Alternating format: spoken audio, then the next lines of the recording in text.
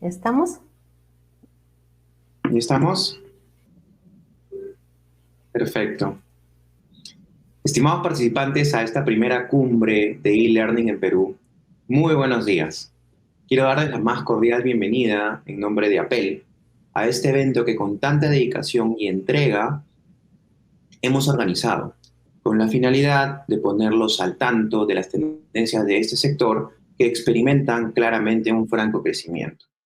Los retos de esta coyuntura especial que nos traen y los desafíos que debemos superar de cara a esta nueva normalidad que se está instaurando ya en este 2021 y que para el próximo 2022 se convierte en una necesidad a resolver, llevaron a un grupo de empresarios en el entorno de las soluciones de e-learning a formar la Asociación Peruana de E-Learning, más conocida como APEL. Queremos con este evento de carácter internacional poner sobre la mesa la problemática del contexto post-pandemia, donde las soluciones de e-learning dejan de ser una opción y se convierten en un poderoso aliado para lograr el aprendizaje y la democratización del conocimiento. Todo ello desde la perspectiva de diferentes paneles de discusión, conferencias magistrales y workshops, tomando en consideración temas que son de suma importancia como la inclusión en la educación, la accesibilidad a la misma, experiencia en el aprendizaje, calidad educativa y desarrollo sostenible. Es momento ahora de darle pase a Giovanna Carvajal Morris. Ella es CEO de Mayo Group, con más de 20 años de experiencia en el sector de e-learning. Ha liderado proyectos formativos en todos sus niveles y modalidades para diferentes organizaciones públicas y privadas, tanto a nivel nacional como internacional. Es considerada una referente en temas de innovación, en educación y en tecnologías aplicadas a ella. Es speaker, escritora y mentora de startup de EdTech y Mujeres en Tecnología. Hoy es la flamante presidenta de APEL y además es una gran amiga. Bienvenida, Giovanna. Muchísimas gracias, Arnold. Primero agradecerte por esta presentación tan gentil de tu parte y saludar a toda la audiencia, a todos quienes nos acompañan el día de hoy, que esperamos esta cumbre sea muy provechosa para tomar acción, que es justamente lo que buscamos. Arnold, agradecerte nuevamente. Arnold Perochena es uno de nuestros principales miembros, es miembro también del Consejo Directivo aquí en la asociación, y que gracias pues a todo este equipo hacemos posible el día de hoy que podamos estar aquí con ustedes compartiéndoles momento a momento a través de los paneles y como ya bien lo mencionó Arnold, que es a la vez CEO y fundador de eLearning Soluciones, también una organización que tiene muchos años de experiencia en el sector del manejo del MS y desarrollo de soluciones eLearning. Así que estamos muy contentos de que seas parte también. Y nada, quisiera empezar, ya tú has dado una introducción a lo que nos convoca el día de hoy. Quisiera dejar, si me permiten, unos datos que creo yo importantes para poder contextualizar el tema que nos convoca. La inversión de las EdTech, ¿no? Las Educational Technology, ha crecido significativamente, pasando de un 47%, que era lo proyectado para el 2020, ¿no? Desde el 2019, a un 400% solo aquí en Perú, en el primer año de la pandemia. Esto, pese a que nuestro país solo recibe menos del 0.1% de capital de inversión en la región, en comparación con otros países como Brasil, que recibe un 53.3%, Colombia, que está en un 23.2%, México con un 13.8% y Argentina con un 8.5%. Siendo que el e-learning se soporta en las tecnologías educativas, entendiendo estas no solamente como medios, sino también como procesos para el desarrollo de los aprendizajes, no podría tener un menor crecimiento.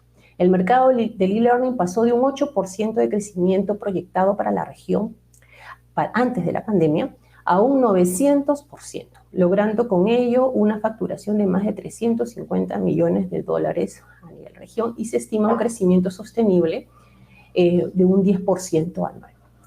No somos ajenos a reconocer que este crecimiento exponencial se da en un contexto lamentable de emergencia sanitaria que obligó a todos los actores involucrados en los programas formativos, decisores, a dar una respuesta rápida que permitiera continuar con lo planificado, lo programado.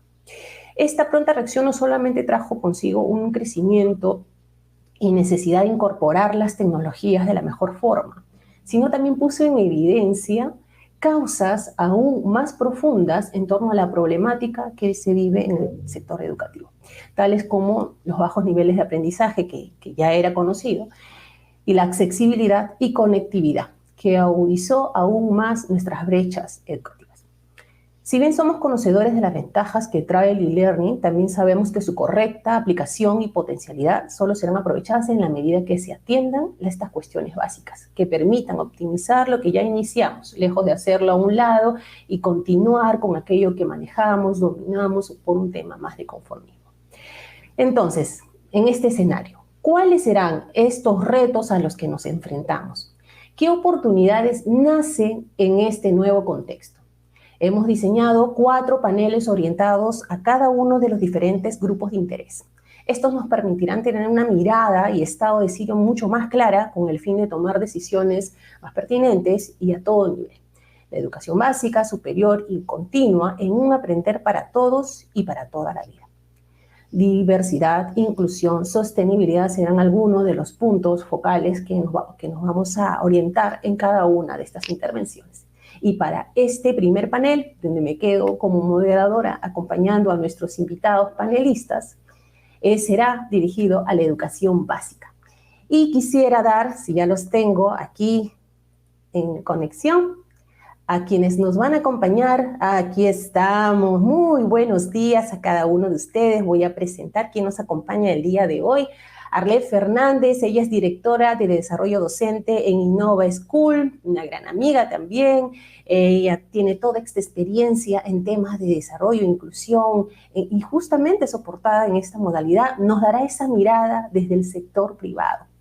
Tenemos también la presencia de Fidel González, consultor con mucha experiencia en educación y gobierno digital, presidente de la Asociación Intelecto, nos dará esa mirada desde todo el ambiente público, cómo más allá de un aprendo en casa, qué retos hay que ir trabajando de a fondo y cómo aprovechar esta situación como una oportunidad.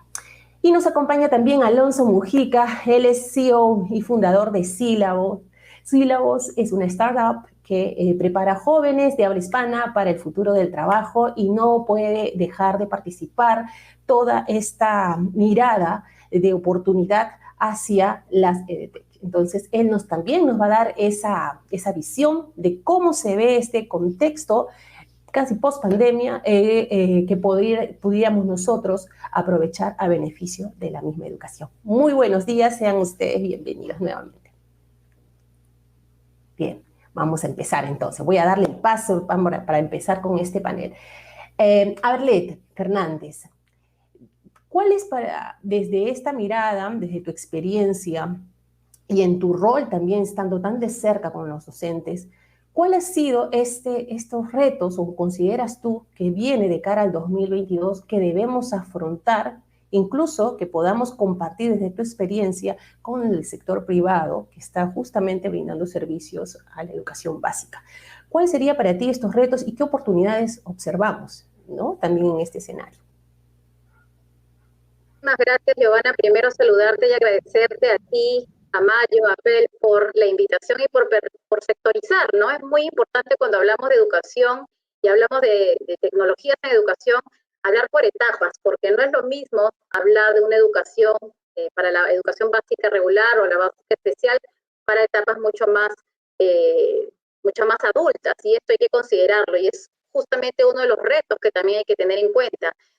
Cuando hablamos de lo que hemos aprendido con respecto al uso de la tecnología, el uso del e-learning en espacios de aprendizaje, no solo para estudiantes, sino también para maestros, para directivos, hay nuevas formas de aprender para todos, hay nuevas formas de enseñar también.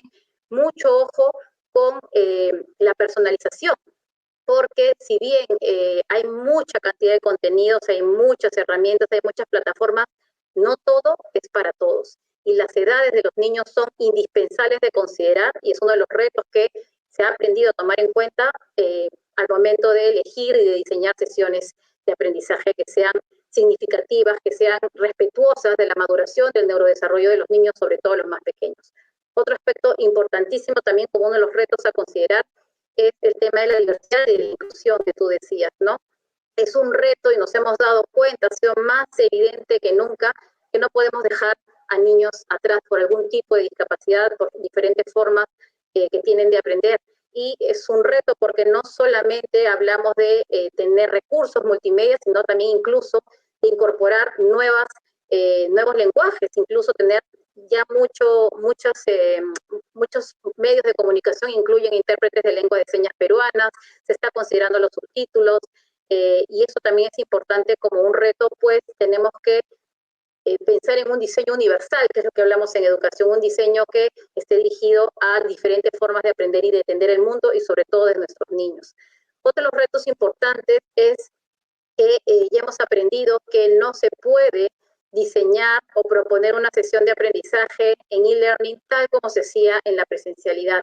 No podemos copiar como el tiempo, las mismas actividades, la misma interacción de los docentes, tal como se hacía en la presencialidad, a la conexión, a las clases o a las sesiones síncronas o asíncronas. Tiene que haber un diseño diferente y a lo largo de estos 2 años de pandemia han habido muchos ajustes y muchos aprendizajes también en ello, ¿no?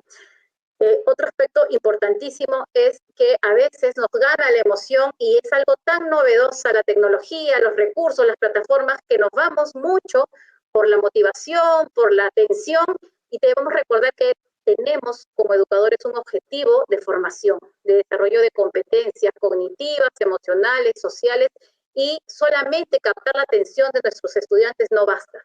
No podemos tener una sesión diseñada solamente en captar la atención si no hay un objetivo, una intencionalidad educativa que la acompañe y que además esté muy clara.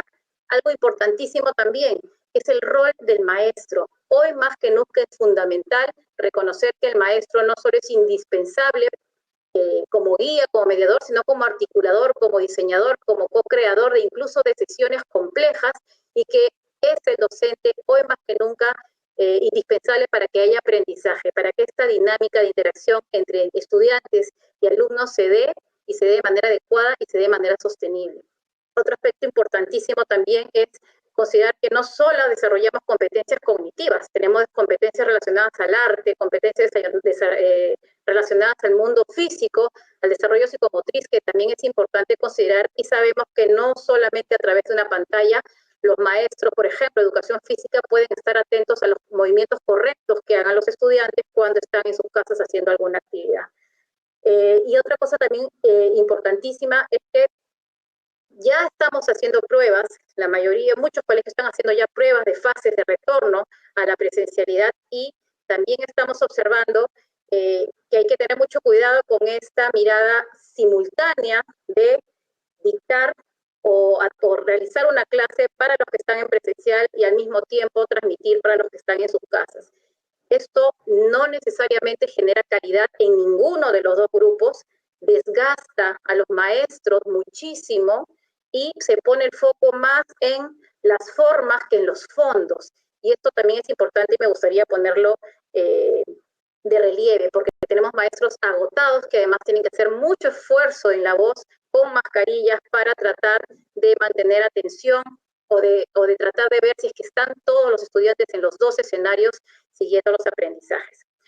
Pero como no todos son los retos, sino también las oportunidades, desde Innove Schools tenemos una gran posibilidad de no solamente seguir explorando las plataformas o los entornos virtuales de aprendizaje que ya teníamos de formación docente, y también plataformas que son para estudiantes, que promueven su autonomía, sino que estamos viendo que los contenidos, los cursos no son suficientes y tenemos que dar un paso más. Y ese paso es tener experiencias de e-learning completas, que no sea el ingreso a un curso, que no sea el ingreso a un tema. Los contenidos ya no son solo suficientes, sino tenemos que diseñar toda una experiencia de aprendizaje y desarrollo. Es algo importante que también tenemos que considerar. Hablar de formación es el primer paso. es el primer paso. Lo importante es qué hago yo con esa formación, en qué momento la aplico. Eso está generando transformación, está generando desarrollo de competencias en mis estudiantes, está generando que yo como maestro mejore, que pueda trabajar colaborativamente y que además me vuelva un maestro que sigue creciendo. Y ahí también importantísima la oportunidad de revalorización del maestro, porque tenemos maestros que después de 2 años de pandemia no solamente han logrado seguir en contacto con sus estudiantes, se han vuelto creadores de contenido, se han vuelto creadores de proyectos, se han transformado en ellos mismos, han realizado pequeños ecosistemas de aprendizaje con toda la articulación, poniéndose en contacto con otros maestros. Las aulas se han abierto. Este trabajo, a veces muy cerrado y muy propio de las aulas, ha pasado a otro nivel. Si no trabajamos colaborativamente, si no pido ayuda, si no escucho, si no brindo lo que ya sé, lo que he aprendido a otras aulas, a otras escuelas, a otros países, no puedo seguir trabajando de una manera que involucre el desarrollo de las competencias del siglo XXI. Sabemos también que otras oportunidades que tiene y que hemos visto es el tema de la organización del tiempo, que sí la podemos aprovechar para diseñar otras sesiones y también poner mucho foco ya no solo en contenidos, de repente en áreas más integradas, en trabajo de aprendizaje basado en proyectos, y también la cantidad de recursos, ¿no?, de microlearning que han aparecido y que además nos permiten también esta personalización, y otra vez aparece el tema de diseñar ese diseño universal para diferentes formas de aprender, y la tecnología nos abre muchísimo esas puertas. Pero creo que otra de las oportunidades más importantes, y para ir cerrando porque hay mucho para conversar, es que tenemos que después de 2 años de pandemia hacer y recoger y sistematizar lo que se ha aprendido en las aulas. ¿Qué saben los maestros hoy? ¿Cómo es el nivel de sus competencias digitales? ¿Cuáles son sus recursos favoritos? ¿Qué ya saben para que a partir de eso podamos seguir construyendo nuevos espacios formativos, nuevos objetivos de desarrollo, porque ya hay mucho ganado? Eso es algo importante. A veces creemos que hablar de educación digital, o hablar de cultura digital, o hablar de e-learning, es que hablemos los mismos temas siempre. No, hay mucho camino ganado y eso debemos conocerlo, debemos levantar esa información para a partir de ahí también tomar esas decisiones que me permitan aprovechar. Siempre vamos a lo remedial. No, tenemos mucho aprendizaje, mucho conocimiento ganado, y ahí también podríamos poner el foco. Sintetizado varios puntos que luego los vamos a presentar. Fidel, bienvenido. Así como Arlet nos ha dado esta mirada, que yo no creo que esté muy lejos tampoco de lo que hemos venido viendo desde el sector público, ¿qué nos podrías tú compartir de cara justamente a los retos y oportunidades que nos trae el 2022 en este contexto y con el e-learning ya de alguna manera pues avanzado, ¿no? Bueno, muy buenos días, Giovanna. Muchísimas gracias por la invitación. Como representante, presidenta pues de APEL, no es una organización que va a marcar un inicio muy importante acá en el país. Será muy especial también a los panelistas, a la licenciada Arlet, así como también pues a Alonso. La mirada de una educación mediada por tecnología no viene con la pandemia, viene desde el año 2001, cuando nace el proyecto Huascarán. Entonces, ¿qué ha sucedido en ese trayecto del 2001 al 2019? Entonces, ahí tenemos algo que reflexionar frente a este gran escenario en el cual estamos viviendo, producto de la pandemia, donde se ha evidenciado que la educación ha tenido una gran debilidad tanto en los colegios públicos como privados, ¿no? En el colegio público tenemos aproximadamente 6 millones de estudiantes y son 2 millones de estudiantes que son de los colegios privados. Y no olvidemos que los colegios privados tienen categoría A, categoría B y categoría C. Ahora, frente al escenario de una educación mediada por tecnología, siempre el Ministerio de Educación ha promovido el uso de las TIC en la educación, como lo voy a repetir, desde la pandemia. Pero al año 2019 ha habido mucha resistencia o un confort de aplicar el uso de las TIC en el campo de la educación, ¿no? Y la muestra nos ha dado la pandemia, que tenemos una gran debilidad, que desde el año pasado se ha venido experimentando, ¿no? La aplicación de la tecnología de la información y las comunicaciones en el campo de la educación. O sea, hacer educación desde esa mirada. Pero todavía estamos aprendiendo. Lo que se ha notado con el Estado el año pasado es que simplemente han trasladado la práctica docente presencial al escenario virtual, cosa que no es así, no es correcto. Se tiene que quizás implementar un modelo desde el diseño instruccional, porque el diseño instruccional marca la pauta desde el punto de vista técnica para poder realizar una buena sesión de aprendizaje. Entonces, en este sentido, se ha suscitado de que todavía estamos en esta etapa de que vamos a regresar a una nueva anormalidad. Claro que sí vamos a regresar. Es un gran dilema hoy en día de la educación híbrida, ¿no? ¿Qué cursos se tienen que enseñar a través de la distancia o a través de educación virtual o educación remota? Entonces, frente a ello, todavía hay una ambigüedad porque el currículo nacional de todos los niveles educativos y especialmente educación básica fue desarrollado para un escenario netamente presencial. Pero ¿qué hay ahora lo del virtual o de la educación híbrida? Entonces, es necesario replantear las políticas públicas en el tema del sector educación justamente para poder emprender esa educación que tanto queremos los peruanos, ¿no? Especialmente los padres de familia, desde una calidad educativa. Y es bien cierto que con este escenario que vivimos a nivel de la pandemia, es necesario replantear los procesos educativos, especialmente el cambio empieza con el maestro. Hoy en día hablamos de una educación ubicua, ¿no? Y está demostrado que podemos aprender en cualquier escenario y las 24 horas del día. También sabemos que hoy en día hay grandes cambios desde la aplicación, en este caso, de nuevas metodologías de enseñanza, como está el tema de la educación, la clase invertida, tenemos el ABP, tenemos STEAM. También tenemos nuevos escenarios de la educación que van orientándose desde las tecnologías emergentes e inmersivas. Entonces, el tema de la tecnología de la información y la comunicación, los recursos digitales, la Internet y los recursos tecnológicos nos están permitiendo hacer una educación a distancia desde lo que es netamente la tecnología de información y comunicaciones. Pero ¿qué ha sucedido en el caso de nuestro país? El tema es, todavía existe una gran resistencia por los maestros en el sector estatal. Necesitamos replantear el escenario de la educación peruana, porque si quisiéramos impulsar hacia una economía del conocimiento, tenemos que nosotros replantear la currícula nacional para lograr tener ese esperado espacio que necesitamos nosotros como maestros de poder tener una verdadera revolución educativa. El Perú necesita una revolución social y cultural, pero esta revolución social y cultural lo pudimos haber emprendido desde finales del siglo pasado. El tema de las TIC no viene con la pandemia, el tema de las TIC viene desde el fin del siglo pasado. Entonces, eso es importante que debemos tomar en todos los niveles educativos, no solamente en educación básica.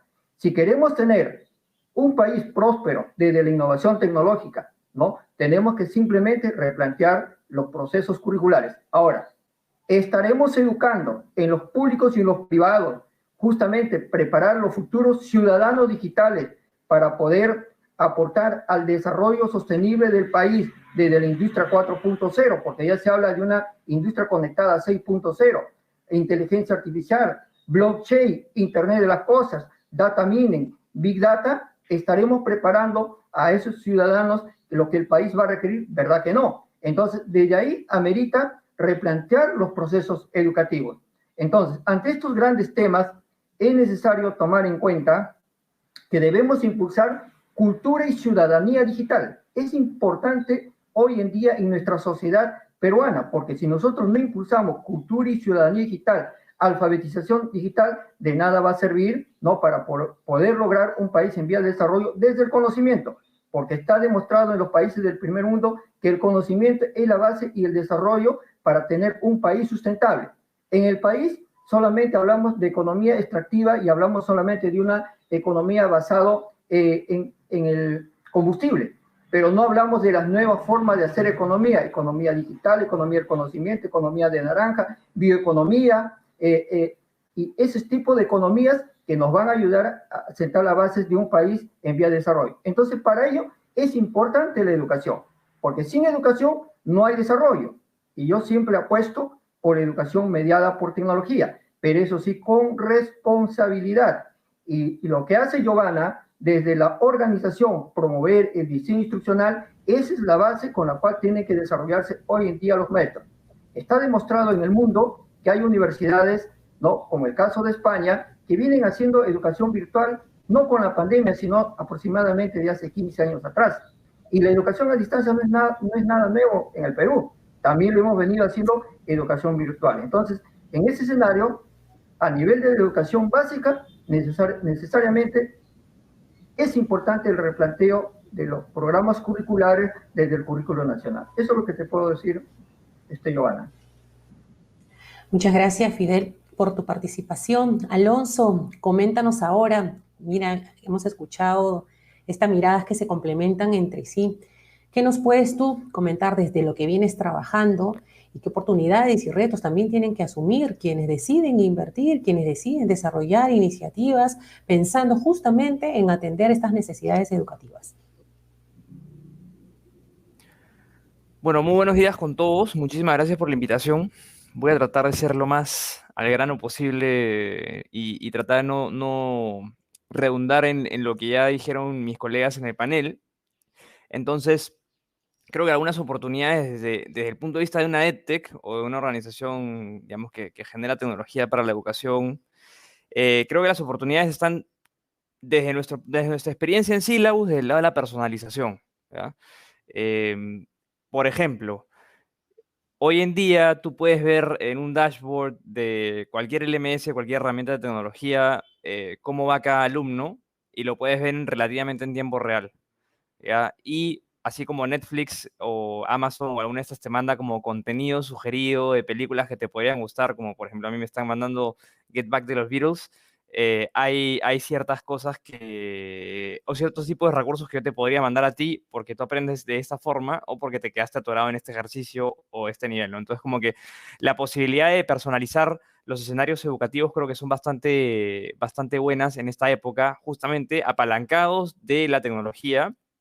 Y no es que no hubieran, porque obviamente un profesor con método las puede aplicar, sin embargo, se facilita mucho y hay una interacción mayor en ese sentido.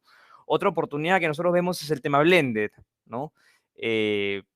Lo mencionaron hace un ratito, lo puedes ver como aula invertida, lo puedes ver como que ciertos días hay clases presenciales, ciertos días hay clases virtuales, o lo puedes ver como que hay workshops puntuales para ver ciertas cosas, o hay dinámicas para trabajar y toda la teoría se ve en la casa. O sea, lo puedes ver desde cualquier manera, pero en todo caso estamos en un escenario donde la presencialidad va a convivir con la virtualidad y eso genera un montón de oportunidades también desde el punto de vista económico, en economías de escala, desde el punto de vista de acceso, porque no todo el mundo tiene que recorrerse o atravesar toda la ciudad para ir a clases y demás, ¿no? Entonces creo que en ese sentido hay oportunidades para las instituciones educativas. Otra cosa que yo quería mencionar, que es bien importante, y sí lo mencionó también Fidel, yo solamente quiero, digamos, enfocarlo desde mi lado, creo que hay una oportunidad de educación técnica. Yo sí creo que debemos reformular el currículo nacional de educación en el sentido de que la educación técnica que te prepare para el mundo del trabajo tiene que estar presente. No todo el mundo debería estar aprendiendo todo lo mismo. O sea, yo sí creo que hay cosas que todo el mundo tiene que saber por un tema formativo, pero por las realidades diferentes que tenemos cada ciudad, cada región, cada distrito del país, hay muchísima gente que no va a ir a la universidad, hay muchísima gente que no va a ir al instituto, y no porque no quiera, sino porque no tiene el acceso. Entonces, si el 60% de la educación, si el 60% de los alumnos de la educación básica en el Perú no van a ir ni a la universidad ni al instituto, ¿con qué armas los estamos mandando al mundo laboral o al mundo productivo si es que solamente aprenden lo que aprenden todos los demás alumnos del colegio? O sea, yo creo que esa es una pregunta que nos deberíamos estar haciendo. Entonces, ¿le estamos dando las armas? Yo creo que no.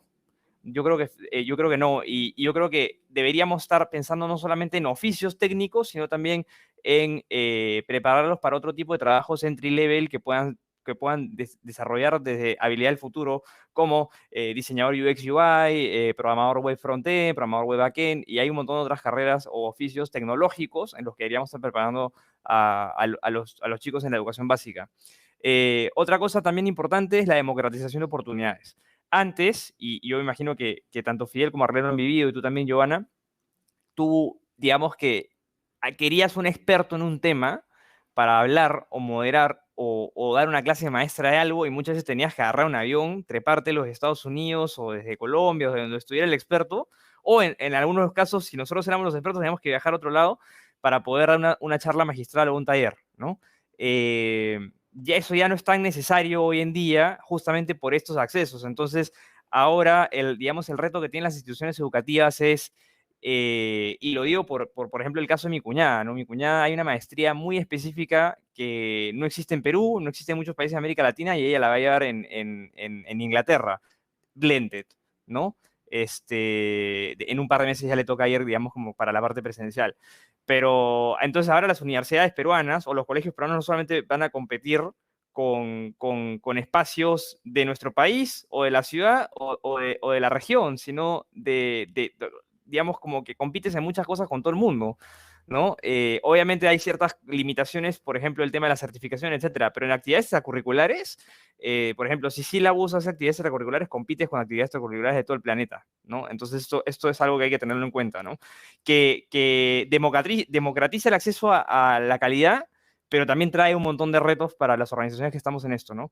Y quisiera terminar, digamos, como con dos ventajas más o oportunidades más que vemos en este sentido. La primera es el trabajo multidisciplinario, ¿ya? Y lo mencionaron tanto Arlet como Fidel, que es que ahora, antes muchas cosas ocurrían en un aula y no había cómo compartirlas, no había cómo extender el impacto de esas iniciativas. Sin embargo, ahora tú puedes ser un muy buen profesor y tú puedes, digamos, o crear con tus alumnos algo y eso, subirlo a un repositorio, subirlo a un video, subirlo a YouTube, ponerlo en alguna red social o en alguna comunidad o en alguna página que visiten no solamente los papás o los alumnos de tu colegio, lo puedes poner no sé, pues en el sitio web de la PEL, etcétera, y eso puede quedar como buenas prácticas que después se pueden irradiar a otros colegios, a otros lugares, que se pueden irradiar a otras instituciones. Entonces, digamos que estamos en un mundo mucho más colaborativo y esa colaboración también se está dando al aula a través del enfoque STEAM, a través de los proyectos multidisciplinarios, el ABP. Entonces, digamos que hay muchas cosas que, por ejemplo, un chico no le gusta aprender de una manera, la matemática, porque le pareció aburrida, pero a ese chico le gusta programar videojuegos. Entonces, si tú le enseñas a programar un videojuego en el que para llegar al siguiente nivel tenga que resolver una cosa matemática, ya estás instalando capacidades en él de un método totalmente diferente, ¿no? Pero digamos que es la posibilidad de integrar a través de proyectos a la gente. Y la última cosa que quería mencionar, y con esto me despido como Gustavo Cerati, es que se ha generado la posibilidad de colaborar o trabajar en conjunto las organizaciones. Por ejemplo, una startup como yo puede estar haciendo algo en conjunto con un colegio de primera calidad como Innova Schools, o puede estar presente en este panel, o podría estar, por ejemplo, colaborando en alguna iniciativa, por ejemplo, de educación técnica con algún proyecto que esté yendo Fidel con algún gobierno regional o un gobierno local. Entonces, digamos que el hecho de estar tanto tiempo encerrados en nuestra casa y tanto tiempo encerrados y conectados a Internet ha obligado a todo el mundo educativo a buscar oportunidades. Entonces, lo que yo no hago, porque yo no voy a poner colegios nunca, sí lo hace la institución en la que trabaja Arlet. O el tipo de proyectos que pueda armar Fidel, jamás lo voy a hacer yo. Pero hay cosas que tiene mi organización que no tiene Magio, y hay cosas que tiene Magio que no tiene mi organización. Entonces, la posibilidad de trabajar de forma colaborativa o co-crear proyectos es mucho más potente ahora de lo que era hace un par de años, y no porque no hubiera la oportunidad, sino porque simplemente estábamos muy enfocados en mirar en muchos casos lo que nosotros teníamos. Entonces, creo que para mí esta es la oportunidad más potente, co-crear para resolver los grandes problemas que tiene el mundo educativo hoy en día. Muchísimas gracias. También, Alonso, muchísimas gracias, y hemos visto todos estos retos y sobre todo oportunidades, ¿no? Viéndolo desde el otro lado, cómo podemos aprovechar la situación, el contexto en el que nos encontramos para poder justamente seguir creciendo como país, soportado en las tecnologías a través de una educación de calidad. Muchísimas gracias por la participación de cada uno de ustedes. Estaremos brindando las conclusiones al cierre de nuestra cumbre el día de hoy a las 6 de la tarde. Vamos a compartir con todos los asistentes las conclusiones a las cuales vamos a llegar en cada uno de estos paneles. Y seguidamente vamos a darles pase al panel que está dirigido y orientado a la educación superior. Me despido y les doy la palabra para ya lo último, despedirnos de este espacio.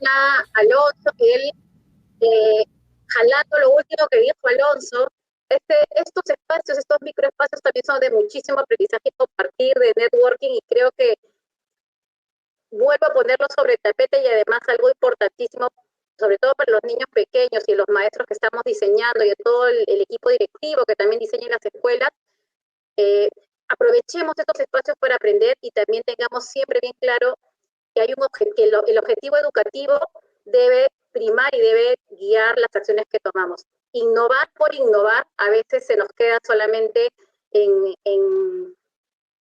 no mostrar todo el potencial de desarrollo que tiene un ser humano, y más aún un ser humano pequeño y que tiene toda una vida escolar por adelante. Pero creo que estos espacios en los que estamos compartiendo y aprendiendo, nosotros también, todos y para toda la vida, somos el mejor ejemplo, y en educación hoy más que nunca se debe aprender para toda la vida. Es fundamental para que también tengamos en consideración todos esos aspectos. Esto para que ya quede grabado, ya está al aire el panel número 2, pero no quisiéramos cerrarlo, este espacio, sin que puedan dar sus palabras finales. Fidel. Bueno, muchísimas gracias, Giovanna, por permitirme participar de este excelente panel. También saludos a Arlet y también a Alonso. Solamente hacerles recordar que nosotros necesitamos promover una educación verdaderamente inclusiva y democrática. ¿Y eso qué implica?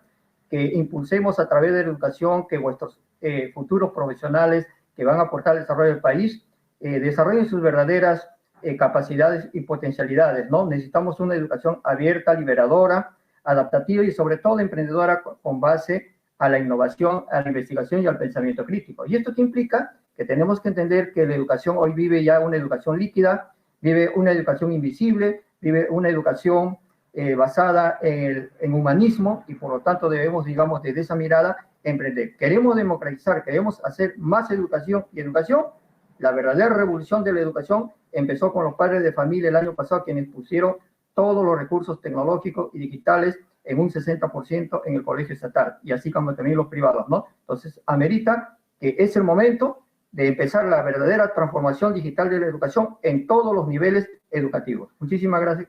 Gracias, Giovanna. Gracias, Fidel, también en nombre de la asociación. Alonso.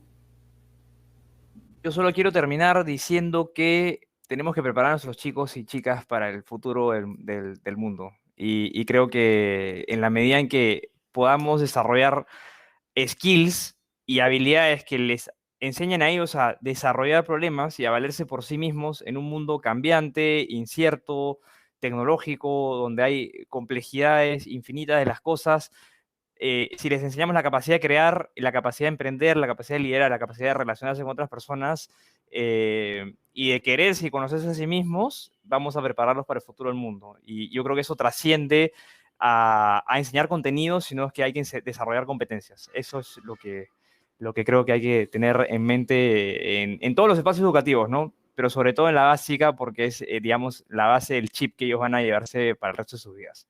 Muchísimas gracias. Muchísimas gracias. Gran reto el que nos espera desde las políticas, de diversificar nuestro currículo. Y bueno, creo que con la participación de todos los agentes involucrados y de forma colaborativa a través de estos espacios, justamente es la principal oportunidad que nos permite el e-learning acercarnos, no solamente en el ámbito nacional, sino también internacional. Entonces, los dejo agradeciéndoles en nombre de APEL por la participación a cada uno de ustedes, y invitar a quienes ya están viendo esta grabación a poder revisar cada uno de nuestros paneles y revisar también las conclusiones finales de nuestra primera cumbre. Muy buenos días, muchas gracias a cada uno de ustedes.